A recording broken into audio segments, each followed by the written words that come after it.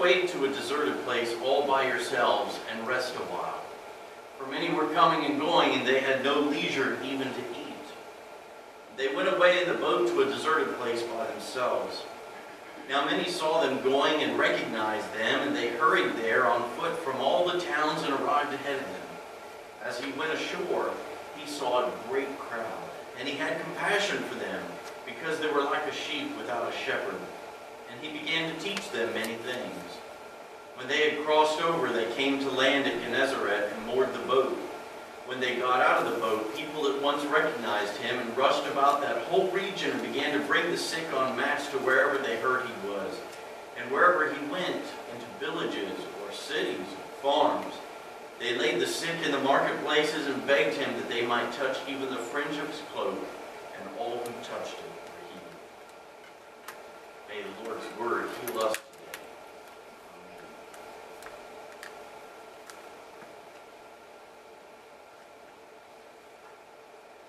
As a sergeant in a parachute regiment, Doug took part in several nighttime exercises, and once he was seated next to a lieutenant fresh from jump school.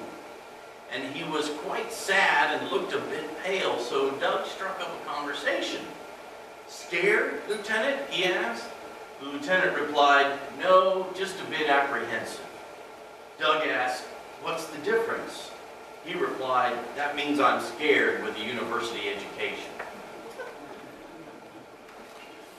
Have you had some of those feelings before when, remember the experience, maybe in grade school or high school, when one by one your classroom or your group was taking turns at what you felt was a daunting task, and then all of a sudden you're next.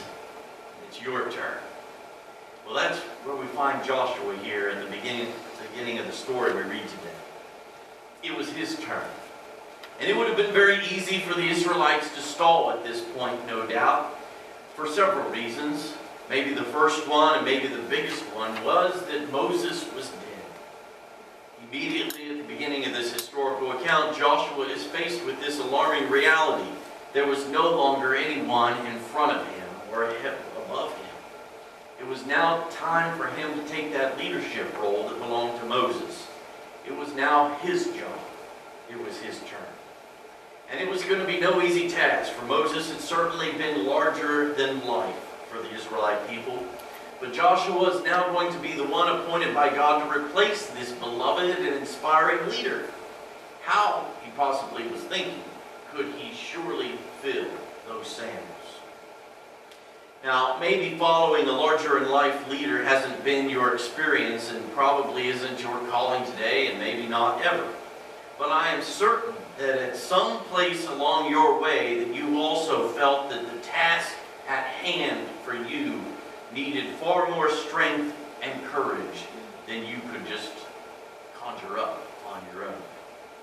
Just as the breadth of the task was also daunting for Joshua, doing whatever you needed to do was more than what you wished was before you. Surely for him, taking on this task was going to take perseverance. It was not, after all, something that could happen overnight. Becoming possessors of the promised land was going to take a long time. So if he was going to be successful in his leadership, Joshua needed to have absolute resolve. And it's at these particular places in our life, when what's before us seems much more than we can handle, that it is easy for that old devil to start also badgering us and to fill us with doubts and distractions.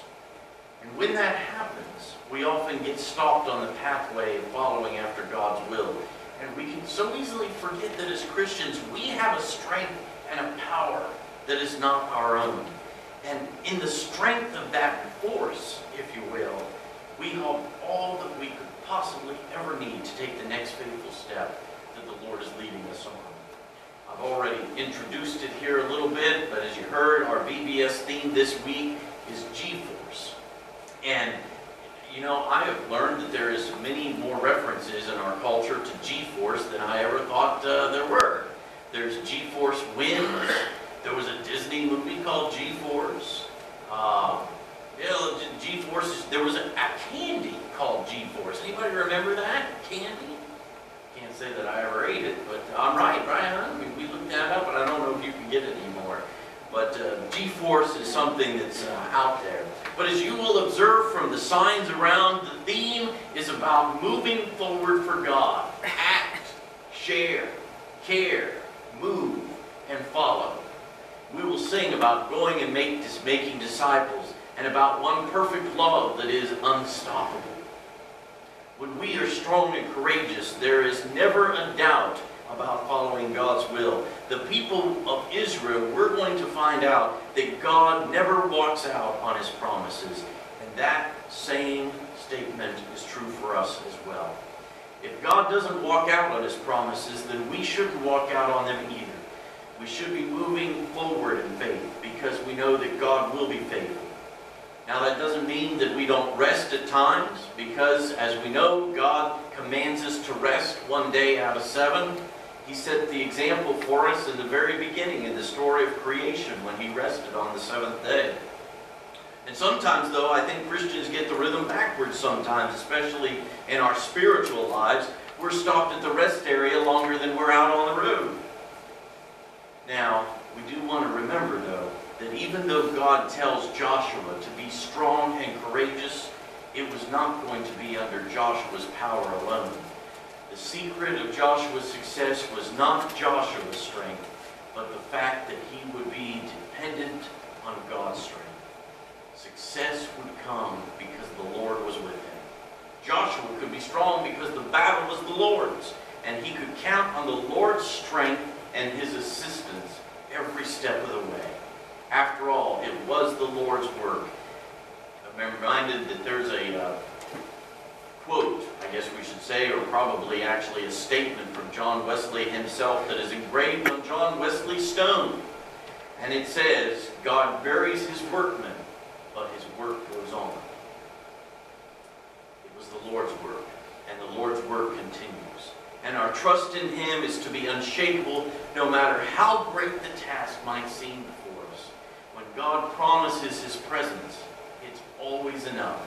And that's what we remember reading at the very end of verse 9, when the Lord promised Joshua that He would be with him all the time, unfailing wherever he went.